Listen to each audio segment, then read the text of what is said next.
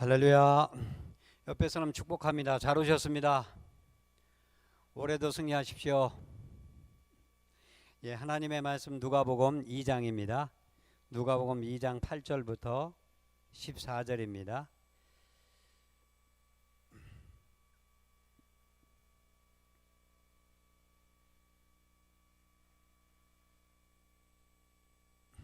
이 장 8절입니다. 다 같이 있습니다.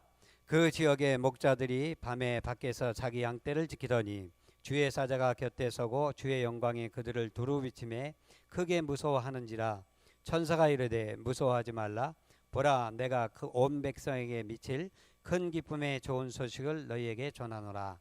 오늘 다윗의 동네에 너희를 위하여 구주가 나셨으니 곧 그리스도 주시니라.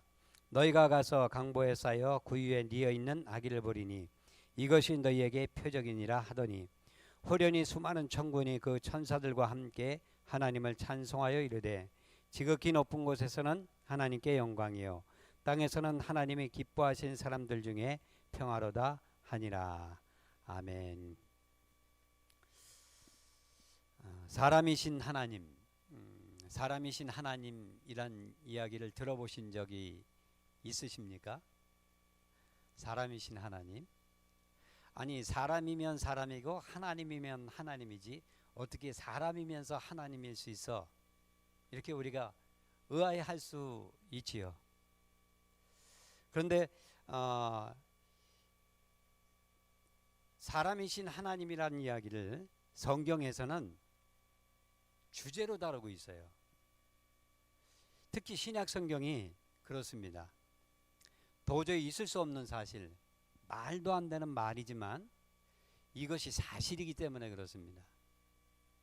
그 주인공이 누구인지 아시죠? 바로 하나님의 아들 예수님이십니다. 예수님은 마리아의 몸에 성령으로 잉태되어서 역사의 시간과 공간 속에 그 모습을 드러내셨습니다.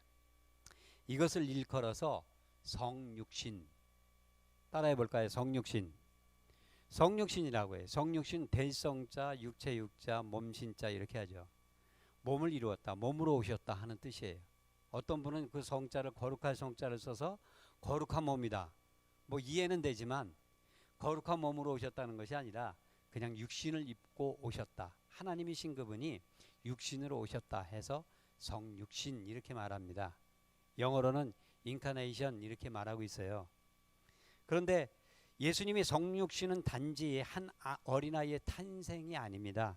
삼위일체 하나님의 두 번째 위격이신 성자 예수님이 육신으로 드디어 그 모습을 드러내 주신 거예요.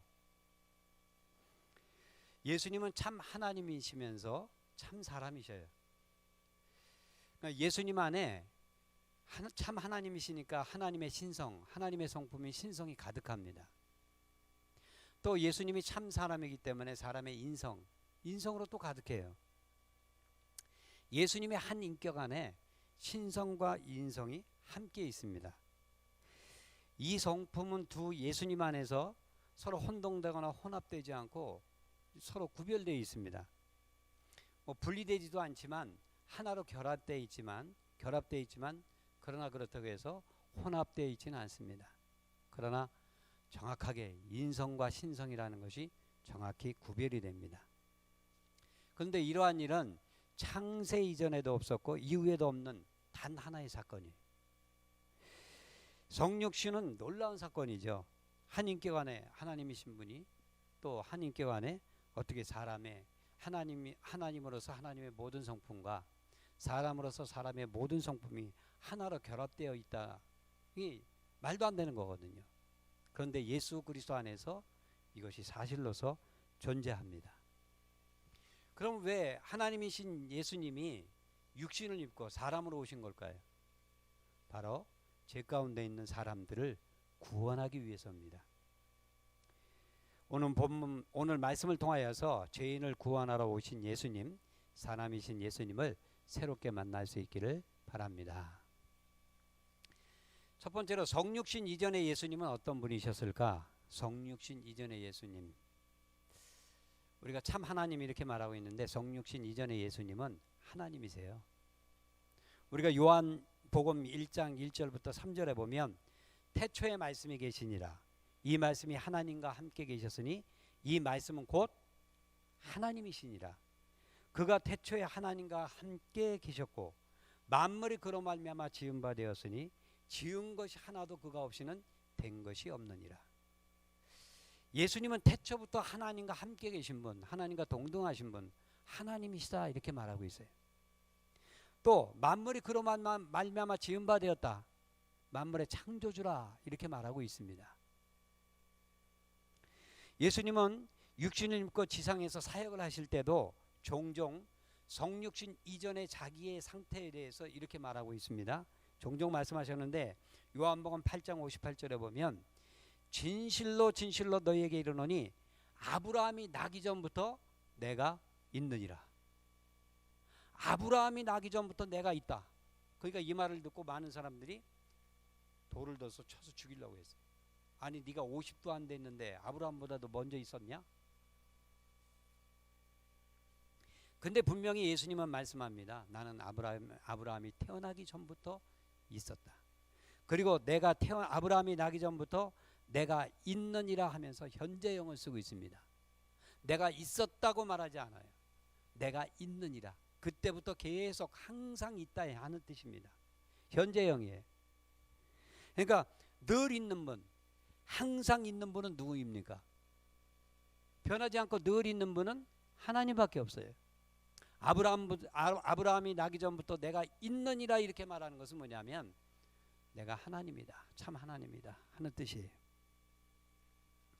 또 요한복음 17장 5절에 보면 아버지여, 예수님의 기도인데 예수님이 돌아가시기 전에 마지막 기도문이 요한복음 17장 전문이에요. 아버지여 17장 5절에 보면 아버지여 창세전에 내가 아버지와 함께 가졌던 영화로서 지금도 아버지와 함께 나를 영화롭게 하옵소서. 창세전에 아버지와 함께 아버지의 영광을 함께 누리고 있었던 분, 그분이 바로 예수님이세요. 하나님이다 이 말이에요. 저는 이제 예수님의 그 성육신 아기로서 탄생하신 것을 보면서 맨 처음에 의아심을 가졌던 것이 있었어요. 이사야서 9장 6절에 보면 우리 다 같이 한번 볼까요? 이사야서 9장 6절 978쪽입니다. 이사야서 9장 6절에 다 같이 찾으셨죠? 읽습니다. 이는 한 아기가 우리에게 낳고 한 아들을 우리에게 주신 바 되었는데 그의 어깨에는 정사를 메었고 그의 이름은 기묘자라 모사라 전능하신 하나님이라 영존하시는 아버지라 평강의 왕이라 할 것임이라.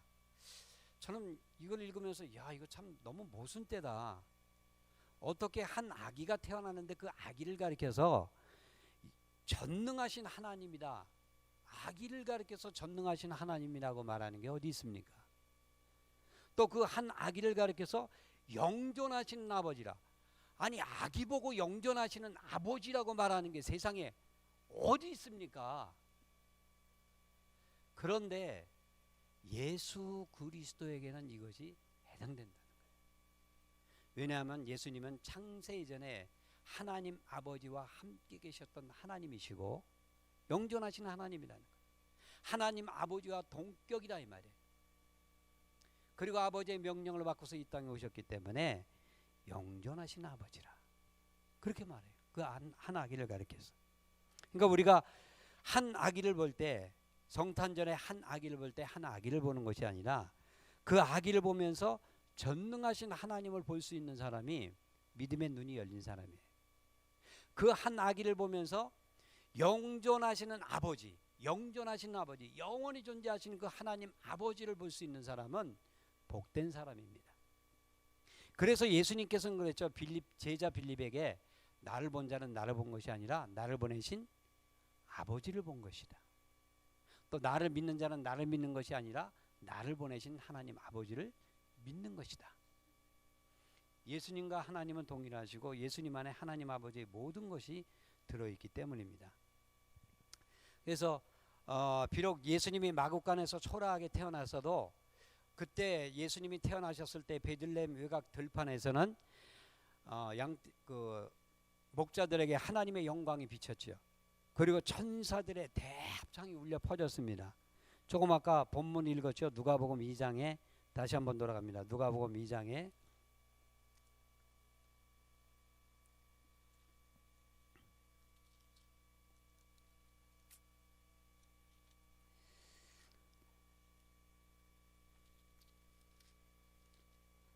어, 7절부터 다시 있습니다. 7절 시작. 첫 아들을 낳아 강보에 쌓여 구유에 뉘었으니 이는 여관에 있을 것이 없음이로라. 그 지역의 목자들이 밤에 밖에서 자기 양떼를 지키더니 주의 사자가 곁에 서고 주의 영광이 그들을 두루 비추매 크게 무서워하는지라. 천사가 이르되 무서워하지 말라. 보라 내가 온 백성에게 미칠 큰 기쁨의 좋은 소식을 너희에게 전하노라. 오늘 다윗의 동네에 너희를 위하여 구주가 나셨으니 곧 그리스도 주시니라. 너희가 가서 강보에 쌓여 구유에 뉘어 있는 아기를 보리니 이것이 너희에게 표적이니라 하더니 호련히 수많은 천군이 그의 천사들과 함께 하나님을 찬송하여 이르되 지극히 높은 곳에서는 하나님께 영광이요 땅에서는 하나님이 기뻐하신 사람들 중에 평안하다 하니라.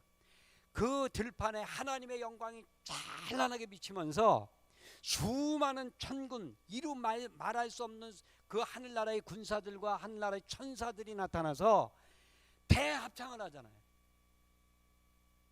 인류 역사상에 어떤 사람이 태어났는데 천군 천사들이 나타나서 하늘과 땅이 진동할 만큼 대합창을 한 것, 이런 장엄한 웅장한 합창을 한 것은 인류 역사상에 없습니다.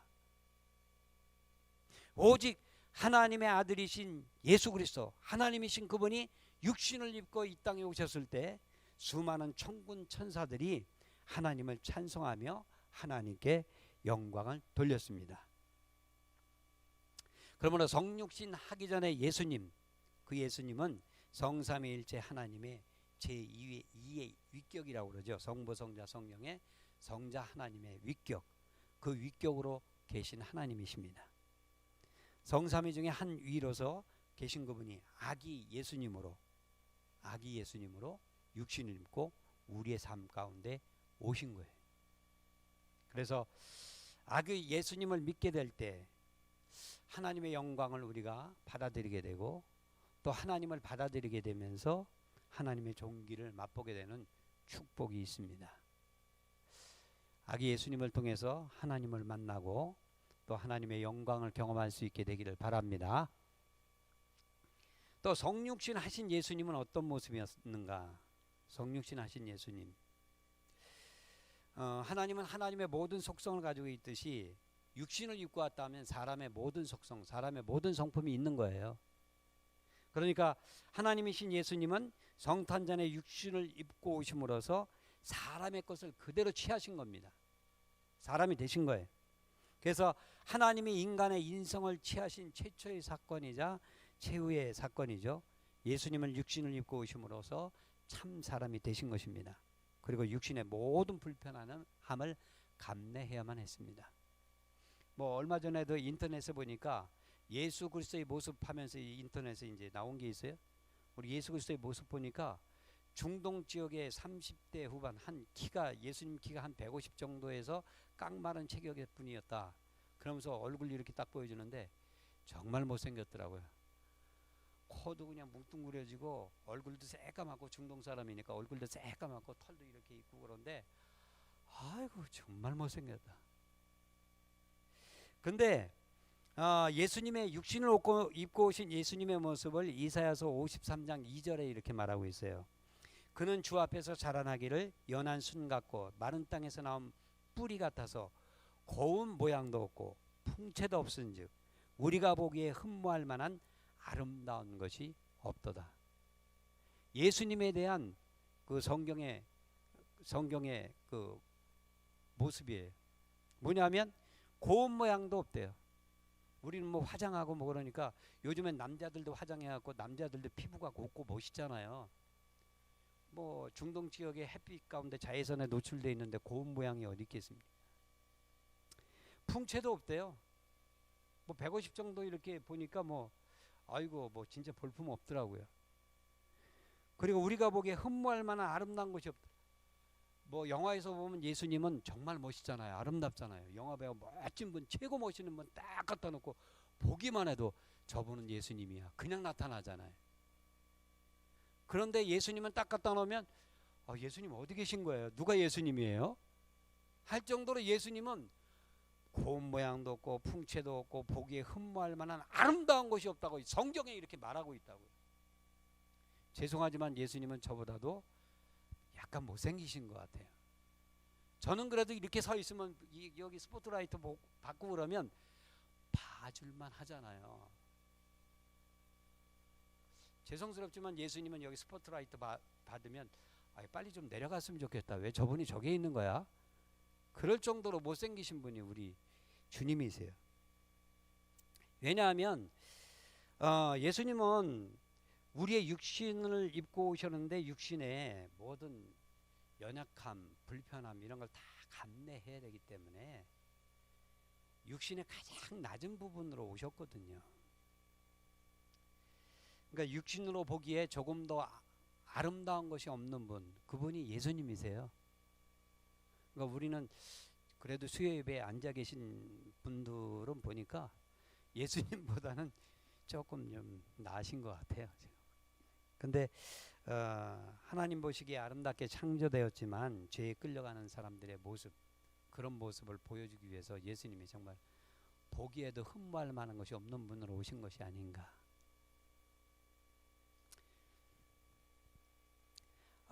그래서 예수님이 사람이 되심으로 겪어하는 불편함은 여러 가지가 있어요. 하나님이신데 사람이 되셨잖아요.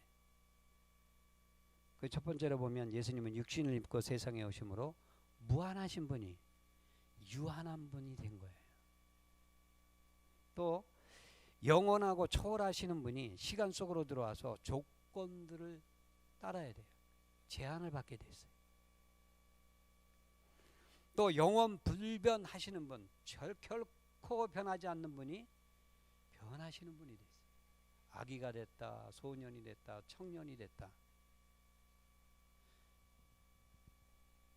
또 보이지 않는 분이 보이는 분으로 오셨어요. 다시 말하면 창조물이 피조물이 된 거예요.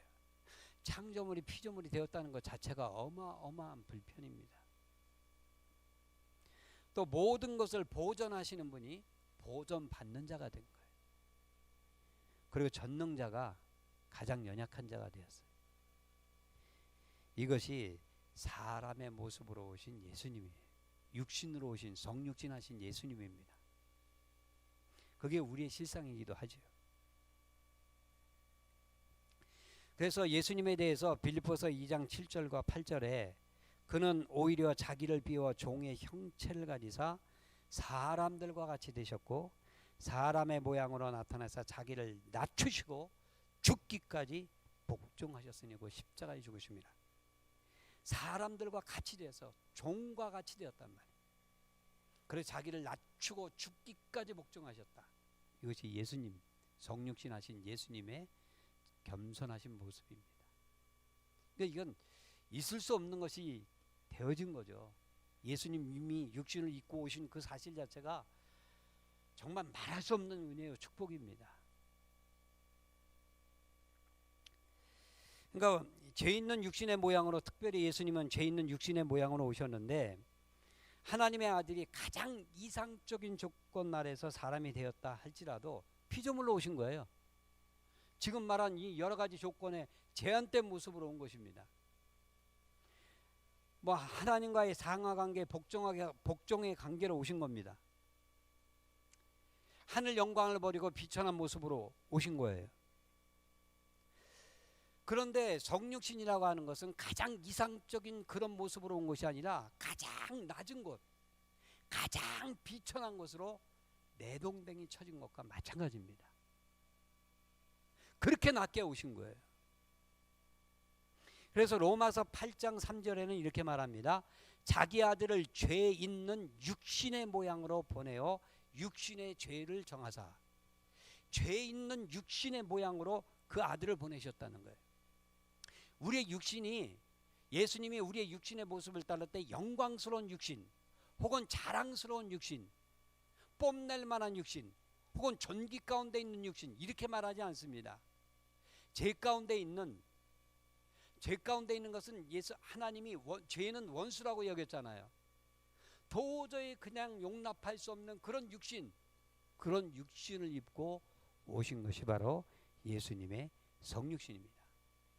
그래서 예수님은 죄와 죽음, 고난의 현장에 온 거예요. 그게 육신이에요.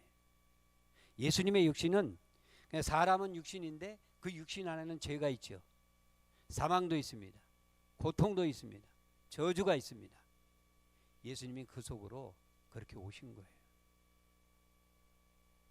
그래서 예수님을 가리켜서 고통 가운데 오신 예수님, 타락하여 고통 가운데 오신 죄인들 가운데 오신 예수님, 그 예수님을 가리켜서 죄인들의 친구다. 죄인들의 친구다. 죄인들 속에 죄인들의 친구로 오신 분이에요. 그러니까 예수님은 우리 가운데 우리와 친한 친구로서 오신 거예요. 따라해 봅시다. 예수님은 나의 친구다. 그러니까 죄인들 속에 오셔갖고 죄인들과 함께 모든 것을 먹고 마시고 함께 있는 거예요. 그러니까 우리와 멀리 계신 것이 아니라 늘 우리와 함께 있는 것이지. 집에 보면 유익을 주는 도구가 많지요. 여러 가지 도구가 있는데 뭐 내가 만약에 좋은 옷, 명품 옷을 갖고 있다. 그 명품 옷을 입고 딱 나가거나 명품 뭐 핸드백을 들고 다니거나 그러면 사람들이 보고 야 멋있다. 또 옷이 날개다 그러잖아요. 좋은 옷 입고 나가면 와 멋있네 이렇게 말할 거예요. 근데 예수님은 하나님의 도구로 오실 때 그 집에 있는 어떤 도구 중에 멋진 자랑스러운 도구로 온 것이 아니라 그 집 중에서 가장 낮은 거 뭐라고 할 수 있을까요? 걸레 있죠. 걸레로 오셨다 이렇게 표현하면 그 죄 있는 육신으로 오셨다 하는 말이 거의 가까이 맞을 거예요. 걸레는 늘 더러운 곳을 찾아가잖아요. 더러운 일을 도맡아 합니다. 더러운 것과 연결되어 있어요. 그러니까 예수님이 육신으로 오신 것은 세상에 걸레로 온 것과 마찬가지입니다. 그래서 세상에 걸레로 오셔서 영혼이 죄로 인해 더러워지고 고통 가운데 더러워진 그 영혼을 깨끗하게 닦아주시는 거예요. 육신도 고통 가운데 있고 죄로 인한 고통과 저주 가운데 있는 것을 육신의 걸레로 오신 그분이 같이 들어오셔서 그것을 깨끗하게 씻어주시는 거예요. 없애주시는 것이죠. 예전에 어느 목사님 아들이 초등학교 반장 선거에 나갔는데 보기 좋게 떨어졌대요. 근데 이제 심기일전해 갖고 그 다음 해에 반장 선거에 나가 갖고 또 했는데 요번엔 당당하게 붙어 갖고 왔대요. 그래서 야 요번에는 어떻게 해서 붙었냐 그랬더니 선거 유세를 할 때 자기가 나가서 당당하게 얘기를 했대. 제가 이 학급에 걸레가 되겠습니다. 이 학급에 더러운 것이 있으면 다 제가 닦아드리겠습니다. 바닥으로부터 시작해서 모든 더러운 것을 다 깨끗하게 닦아주는 걸레가 되겠습니다 하고 몇 마디 외쳤더니 몰표가 다 왔대. 반장이 됐다고 그러더라고요. 예수님은 어떤 분이냐? 우리의 죄악의 걸레, 저주의 걸레, 저주 이런 것들을 예수님이 육신을 입고 오셔서 그것을 다 깨끗하게 닦아주시는 거예요. 씻어주시는 거예요. 그래서 예수님이 육신을 입고 오셔서 인간에 있는 모든 고뇌와 아픔을 다 담당해 주셨는데 예수님은 우리의 배고픔, 눈물, 피곤함, 죄 이런 걸 다 아시잖아요. 다 경험했어요. 다 경험했어요. 예수께서 시장하신지라 말하면 예수님은 육신으로 오셔서 배고픔을 경험했어요. 그분은 배고플 이유가 없는 분이에요. 그런데 시장하신지라 배고픔을 경험했다. 예수님은 하루 벌어서 하루 사는 그 하루살이 인생과 같은 사람들의 그 배고픈 현실을 늘 알고 계세요. 그냥 알고 있는 게 아니에요. 실제로 알고 계세요. 그 배고픔을 그 밑바닥까지 다 경험하신 분이에요. 또 예수님은 내가 목마르다 하셨는데 예수님은 우리의 목마름을 아셔요. 진리가 없기 때문에 사랑에 목말라 하고 돈에 목말라 하고 권력에 목말라 하고 그냥 목말라 하는 것이 너무 많아요. 채워지지 않는 것을 위해서 또다시 찾아가서 또 목말라요. 그런 목마른 상황 가운데 있는 사람들의 상태를 너무 잘 아십니다. 또 예수께서 눈물을 흘리시더라. 예수님은 우리가 고통 속에 눈물 흘리고 어떤 절망 속에 눈물 흘리는 그 눈물의 의미를 너무 잘 아셔요. 그래서 하나님의 은혜의 손수건으로 우리의 눈물을 다 닦아주시고 사랑의 손수건으로 우리의 모든 눈물을 깨끗하게 닦아주시고 위로해 줄 수 있는 분, 그분이 바로 육신으로 오신 하나님의 아들 예수님이세요. 그러니까 우리가 예수 그리스도 앞에 가면 예수 그리스도 안에서 위로받지 못할 것이 하나도 없습니다. 깨끗하게 되지 못할 것이 하나도 없어요. 그래서 예수님은 그들이 영광의 주를 십자가에 못 박았다 이렇게 말하고 있는데, 예수님은 십자가에 못 박히면서 그 고통, 죽음의 고통, 두려움, 공포 이런 거 다 아세요. 우리는 아직 죽지는 않았잖아요. 근데 죽음에 들어간 사람들의, 죽음 앞에 있는 사람의 두려움, 또 죽음에 들어간 사람들의 죽음의 고통, 그걸 몸소 경험하신 분이에요. 가장 낮으면서도 가장 깊은 고통의 경험까지 예수님은 다 육신으로 겪으셨어요. 그게 바로 사람이신 예수님, 성육신하신 예수님이세요. 예수님은 나보다도 더 깊고 더 넓게 모든 인간의 고통, 그것을 잘 알고 계십니다. 그래서 이사야서 53장 3절부터 6절에 보면 우리가 잘 알죠. 그는 멸시를 받아 사람들에게 버림받았으며 간고를 많이 겪었으며, 간고는 가난과 고생이라는 뜻이에요. 가난과 고생을 많이 겪었습니다. 예수님이 부자로 지내지 않았잖아요. 늘 힘들고 어렵게 지냈잖아요. 그리고 질고를 아는 자라, 병으로 인한 고통을 아는 자라, 마치 사람들이 그에게서 얼굴을 가리는 것 같이 멸시를 당하였고 우리도 그를 귀히 여기지 아니하였도다. 그는 실로 우리의 질고를 지고 우리의 슬픔을 당하였다. 나의 질고를 지고 나의 슬픔을 당하셨다는 거예요. 그리고 우리는 생각하기를 그는 징벌을 받아 하나님께 맞으며 고난을 당한다 하였노라. 그가 찔림은 우리의 허물 때문이라. 그가 상함은 우리의 죄악 때문이라. 그가 징계를 받음으로 우리는 평화를 누리고 그가 채찍에 맞음으로 우리는 나음을 받았도다. 우리는 다 양 같아서 그릇 행하여 각기 제 갈 길로 갔거늘 여호와께서는 우리 모두의 죄악을 그에게 담당시키셨도다. 우리 모든 죄악에, 그 죄악뿐만 아니라 죄악으로 인한 모든 저주들, 그런 것들을 다 그에게, 아주 몰수해서 다 그에게 담당시켜버린 거예요.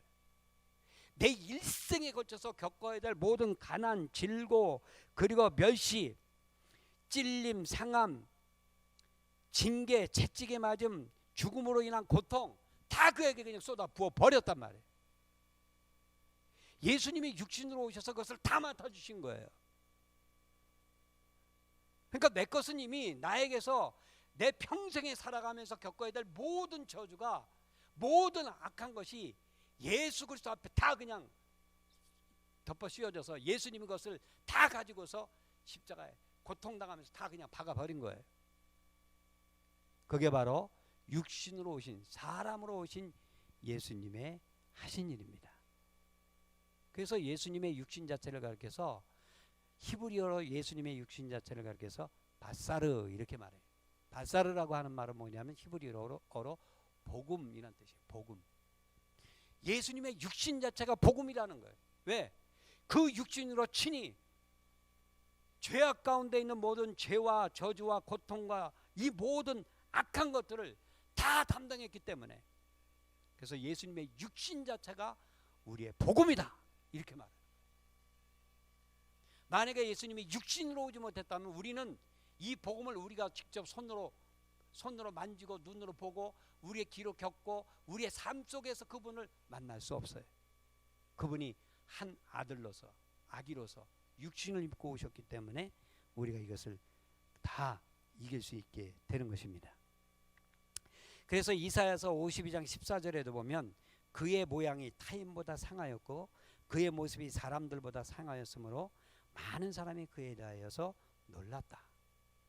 예수님은 너무 많은 고통을 당하였기 때문에 그 모양이 타인보다 상하였다. 이것은 뭐냐면 십자가에서 고난당할 때 십자가나 그 십자가를 지기 전에 채찍에 맞을 때 다른 사람들이 받는 고난이나 다른 사람들이 받는 그 상함, 그거보다도 더 많은 가혹행위를 겪었다는 거예요. 엄청난 학대와 가혹행위를 다른 사람보다도 더 많이, 그러니까 세상 말로 하면 해도 너무하다 할 만큼 예수님이 로마 병정들로부터 그렇게 많은 학대를 받았다 하는 거예요. 그것이 바로 예수님이 육신을 입고 오셔서 사람으로 오셔서 우리의 모든 가장 낮은 멸시와 천대와 악함을 다 감당한 것입니다. 그래서 예수님은 죄 있는 육신의 모양으로 오셔서 인간의 죄악과 저주를 친히 몸소 그 모든 과정을 겪으면서 담당해 주셨습니다. 할렐루야. 그렇기 때문에 예수님은 수고하고 무거운 짐진 자들아 다 내게로 오라 내가 너희를 쉬게 하리라. 예수님이 하시는 거예요. 야, 너 뭐 때문에 그렇게 무거워하고 뭐 때문에 그렇게 수고하니? 뭐 때문에 그렇게 눌려있니? 다 와. 내가 다 담당해 줄게. 내가 못할 것이 무엇이 있는데? 내가 안 한 것이 무엇이 있는데? 예수님은 그 육신으로 모든 것을 담당해 줬기 때문에 다 된다는 거예요. 그래서 예수님은 당당하게 말하는 거예요. 다 내게로 오라 내가 너희를 쉬게 하리라. 예수님은 몸소 자기가 직접 그것을 경험하면서 다 담당했기 때문에 그렇게 말씀하시는 거예요. 그래서 예수님은 세상 죄를 지고 가는 하나님의 어린 양 이렇게 말하죠. 나의 죄를 지고 간 하나님의 어린 양, 나의 저주를 지고 간 하나님의 어린 양, 나의 고통과 가난과 질병과 멸시를 지고 간 하나님의 어린 양, 그분이 지고 가셨습니다. 그러므로 우리는 예수로 말미암아 자유를 얻게 된 하나님의 자유자입니다. 또 예수님이 육신을 입고 오심으로써 종의 형체를 입고 육신으로 입고 오심으로써 성부 하나님과의 새로운 관계 속에 들어가는데, 성부 하나님께 복종하는 복종의 관계 속에 들어가게 되고, 또 예수님은 항상 무슨 사역을 할 때 항상 성령님을 의지하게 됩니다. 그래서 예수님이 육신으로 오셔서 항상 예수님께 복종하죠. 요한복음 6장 38절에 보면 내가 하늘로서 내려온 것은 내 뜻을 행하려 함이 아니요 나를 보내신 이의 뜻을 행하려 함이라. 예수님은 이 땅에 자기의 뜻을 이루려고, 자기의 뜻을 성공시키려고 오신 분이 아니에요. 하나님의 뜻을 이루고 하나님의 뜻을 이루어서 하나님을 영화롭게 하려 하신 분이에요. 그래서 다 이루었다 했을 때 내 뜻을 이루었다는 것이 아니라 하나님께서 나를 보내신 그 뜻을 다 이루었다는 거예요.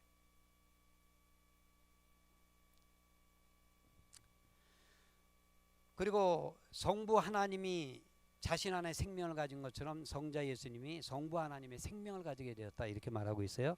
요한복음 5장 26절에 보면 아버지께서 자기 속에 생명이 있음같이 아들에게도 생명을 주어 그 속에 있게 하였고, 예수님 안에는 스스로의 생명이 있잖아요. 그런데 그 생명을 비워갖고 오셨거든요. 그러니까 아버지 속에 있는 그 생명이 있음같이 아들에게도 아버지에 있는 생명이 그 안에 들어갔다 이렇게 말하고 있습니다. 사람은 하나님이 생기를 부어서 생명이 있게 되었는데, 예수님에게는 하나님 아버지의 생명이 그대로 들어와서 하나님의 생명을 같이 누릴 수 있도록 하셨다 이 말이에요.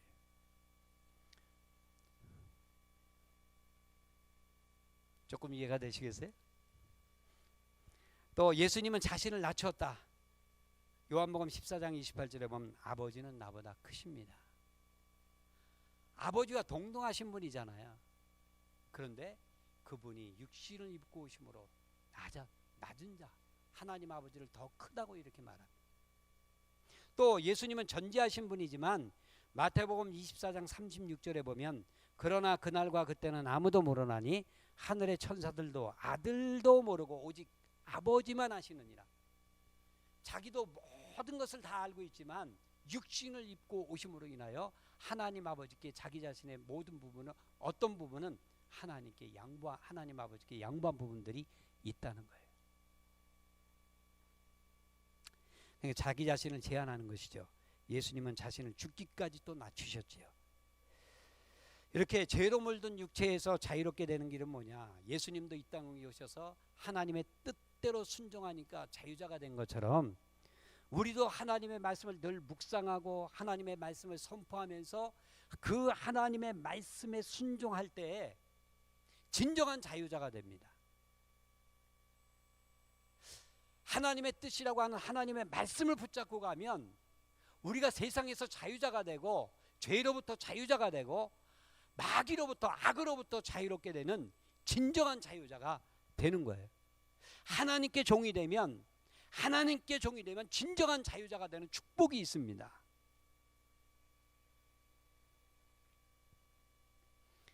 또 예수님께서 육신을 입고 오심으로써 그분이 지상에서 사역을 하실 때 모든 것을 성령님께 철저히 의탁했어요. 시작부터 끝까지 성령님과 함께 했습니다. 예수님은 성령에 의해서 마리아에 수태되었습니다. 요단강에서 세례받으실 때 성령이 임하셨어요. 마귀에게 시험받기 위해서 성령에 이끌리셨습니다. 또 마귀에게 시험 끝나고 성령의 권능으로 갈릴리에서 돌아오셨습니다. 또 사역을 하실 때 성령을 힘입어 귀신들을 내쫓았습니다. 그리고 예수님이 기뻐하더라도 누가복음 10장 21절에 보면 그때 예수께서 성령으로 기뻐하시며 기쁨도 성령 안에서 같이 누려가서요.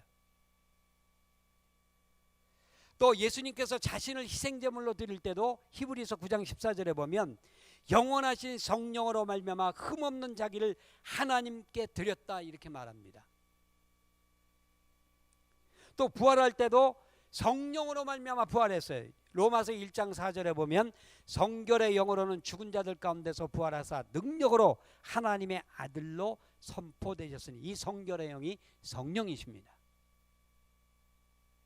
그렇기 때문에 요한복음 3장 34절에 보면 하나님이 보내신 이는 하나님의 말씀을 하나니 이는 하나님이 성령을 한량없이 주심이라. 예수님은 하나님께서 성령을 한량없이 주셔갖고 그 성령으로 하나님의 사역을 다 이루신 거예요. 자기 스스로 무엇을 한 것이 아무것도 없습니다. 올 때도 스스로 오지 않고 하나님의 일을 할 때도 스스로 한 것이 아니라 성령으로 왔고 성령으로 행하셨고 성령으로 완성을 하신 거예요. 그러므로 우리는 부족합니다. 육신 때문에 연약하고 제한받고 유혹도 많이 받고 또 마귀에게 눌리기도 하고 죄악 때문에 막 힘들어하기도 하고 뭐 세상의 것 때문에 고통당하기도 하고 내 뜻대로 안 되기 때문에 속상하기도 하고 대단히 많아요. 그런데 이 모든 것을 이길 수 있는 방법은 하나예요. 예수님도 육신으로 오셨을 때 이 하나님의 뜻을 이룰 뿐만 아니라 세상에서 이기고 그리고 또 승리할 수 있었던 그것을 오직 한 가지 성령님만 의탁하여 성령님을 한량없이 부어주심이라 하는 것처럼 오직 성령님만 의탁했을 때 그가 하나님 안에서 하나님의 뜻을 이룰 수 있었듯이 우리도 매 순간 성령님을 의탁한다면 세상을 이길 수 있어요. 죄도 이길 수 있고요. 마귀의 유혹도 이길 수 있습니다. 지혜가 없어도요. 나는 지혜가 없고 지식도 없지만 성령님을 의탁하면 성령님께서 기가 막히게 그때 그에게 맞는 지식도 주고 지혜도 주십니다. 내가 하려고 그러니까 내가 일 저질러 놓고 늘 하나님께 와서 하나님 왜 나 안 도와주시는 거예요? 그렇게 말하는 거예요. 그런데 내가 무슨 일을 결정하기 전에 말하기 전에 생각하기 전에 성령님께 먼저 묻고 성령님과 함께하면 성령님께서 내가 당하고 있는 이 사건을 통해서 하나님의 뜻을 발견하게 하시고 하나님의 뜻을 향하여 가게 하시고 하나님의 뜻대로 열매 맺을 수 있도록 역사해 주십니다. 그래서 사도행전 1장 8절 우리가 잘 알잖아요. 오직 성령이 너희에게 임하시면 너희가 권능을 받고 오직 성령이 임하시면 너희가 권능을 받는다는 거예요. 죄를 이기는 권능, 마귀를 이기는 권능, 내 육신의 연약함을 이기는 권능, 내 자신이 참으로 스스로 자존심이 약해서 나에 대해서 어찌할 수 없어서 막 그냥 속상해하는 그런 것도 이길 수 있는 권능, 오직 성령이 너에게 임하시면 너희가 권능을 받고, 성령 안에 권능이 있는 거예요. 그러니까 우리가 신앙생활 할 때 내 힘으로 하려고 그러면 힘듭니다. 실패해요. 그리고 뭔가 좀 사람들한테 잘 보이기 위해서 하는 척해요. 근데 거기선 열매가 없어요. 근데 부족해도 자꾸 성령님을 의탁하면서 성령님 어떻게 하면 좋겠습니까? 참나 부족합니다. 예수님처럼 나도 성령님께 의탁할 수 있도록 나를 이끌어 주세요 하면서 자꾸 성령님을 의탁한다면 하나님이 하시는 귀한 일들이 그에게서 나타납니다. 그러니까 얼마 지금부터도 늦지 않았습니다. 오늘부터라도 뭐 2015년도 마무리 지을 때 성령님 어떻게 하면 2015년도를 잘 마무리 짓고 2016년도를 아름답게 맞이할까요? 성령님께 정말 깊이 물으시면서 성령님과 교제해 보세요. 귀한 길을 열어주십니다. 안 풀린 것도 풀릴 수 있어요. 안 되는 것도 될 수 있는 능력이 성령 안에 있습니다. 좀 하나님께 말씀에 순종하면서 종이 되려고 하고 하나님께 복종하려고 하고 예수님 안에서 내 자신을 포기한다면, 예수님처럼 해보려고 한다면 예수님께서 이루어 가십니다. 다시 한번 말씀을 드립니다. 예수님은 참 하나님으로서 참 사람의 모습을 입고 오셨습니다. 이것을 성육신이라고 하시죠. 참 사람으로 오셨어요. 예수님은 참 사람으로 오신 이유가 죄인들 구원하기 위해서 오신 거예요. 나를 구원하러 오신 거예요. 나 구원하려고 예수님이 이 땅에 오셨다고요. 그리고 예수님은 참 사람으로서 하나님 아버지께 전적으로 순종해서, 그래갖고 하나님의 뜻이 그를 통해서 이루어졌습니다. 그리고 또 예수님은 성령님께 철저히 의탁함으로써 하나님 아버지의 뜻을 다 이루어갔어요. 큰 일도 행했어요. 그리고 예수님은 지금 하늘 보좌에 앉으셔서 온 세상을 다스리고 나를 또 다스리고 계십니다. 참 하나님이시여 참 사람이신 예수님은 잠시 잠깐이면 오실 것입니다. 주님이 오시는 그날에 칭찬받는 종이 될 수 있도록 성령에 이끌리시기를 예수 그리스도 이름으로 축복을 드립니다.